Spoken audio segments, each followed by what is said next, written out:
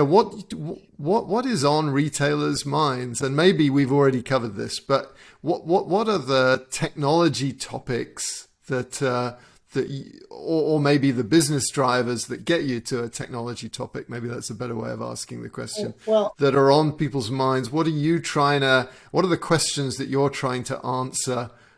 Because you feel like there's either people want to know or they need to know. right. Well, I mean, as I said before, I guess it might be a bit controversial for your audience, but I don't think that technology is fundamentally changing anything that retailers do, and um, it's just helping them to do what they've always done well. When they did it well in the past, just do it in a different, maybe more effective way, but but it's still dealing with the same processes. But there's a lot of tech out there. I mean, I've been really interested in my conversations connected to NRF, and I've had now about 60 appointments connected to that show. But I've been excited about the number of companies that are in low and no code programming, Hmm. because I think it will free retailers to concentrate on what they do well and best. And that, generally speaking, is not development. Um, Tech companies are usually the ones that are offering the opportunities and the perks that attract the best talent. Now, that's not Yeah. universally true, but because there's lots of very talented people within retail, but by and large, that's really not their strength, both in terms of numbers or overall talent. I think there's also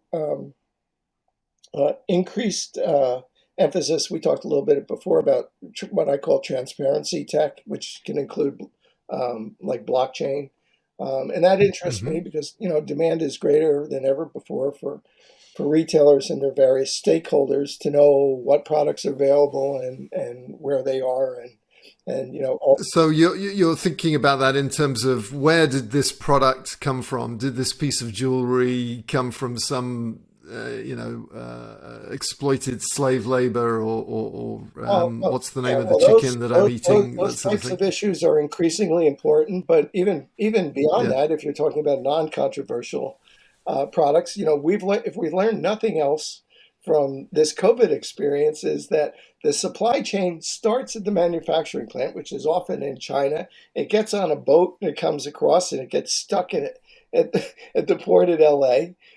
So and the supply chain issue is of critical importance. If there's one thing, I guess that retailers are really kind of focused on now, it's the supply chain, and I always have kind of like a Monty Python flashback when I'm asked about the supply chain, because to me, I always think back to no one expects the Spanish Inquisition sketch, where modern day people relaxing in their homes are accosted by Spanish clergy from the 1400s. So anyway, I love that. to try to make my point a little bit clearer for those who are Python fans. We've heard over and over again since the outset of the pandemic that no one saw it coming, right?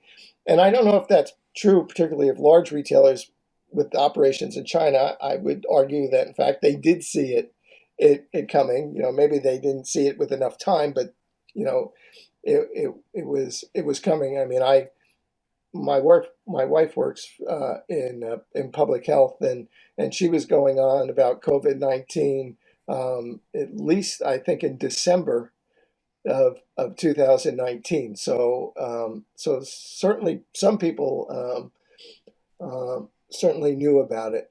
But I think Hmm. one of the things that really pointed out is the limitations of just-in-time delivery methods, and they've been laid bare over the past 2 years. And now retailers and suppliers are trying to wrap their heads around how much just-in-case inventory or capacity that they need to have access to if they want to deal with the future curveballs that are thrown um, in their Interesting. direction. Just in case inventory. Yeah. Yeah, that's a Yeah, good one.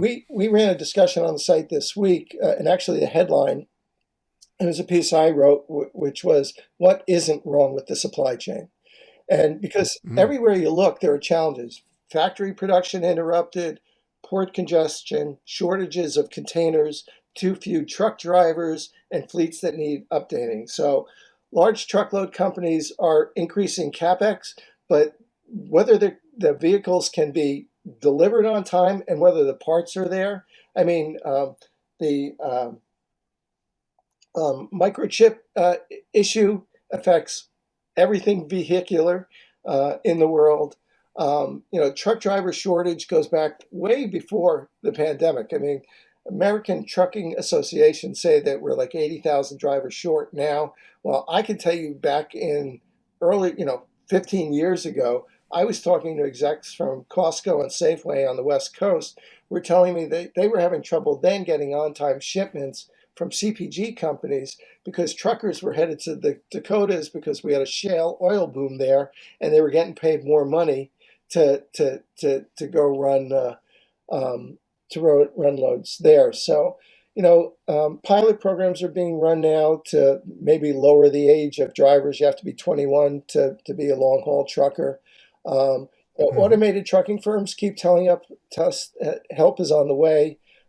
Frankly, I kind of think that fully automated transportation, anyway, being used for big rigs is a while away for highways. Port congestion remains an issue. I guess the good news on that front is that um, demand should be about what it was last year, so we won't see a huge spike from where we were last year. But retailers and brands have had to adapt. There's clearly a need for improved forecasting, AI power systems. I guess they're kind of like the blanket answer for that. And a lot of companies are making investments. Chains like Canadian Tire have moved up their ordering earlier, and they're chartering cargo ships to make sure that they can get goods brought to market.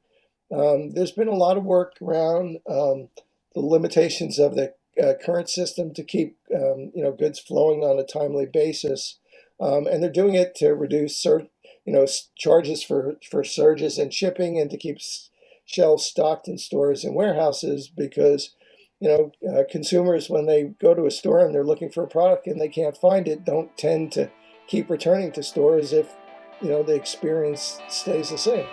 Thanks for watching this clip from the Mr. Beacon podcast here on YouTube. You can listen to the rest of this episode on iTunes, Spotify, or wherever you get your podcasts. If you enjoyed it, please like and share this video, and be sure to subscribe for more weekly videos. For more information about Wiliot and IoT Pixels, head on over to wiliot.com.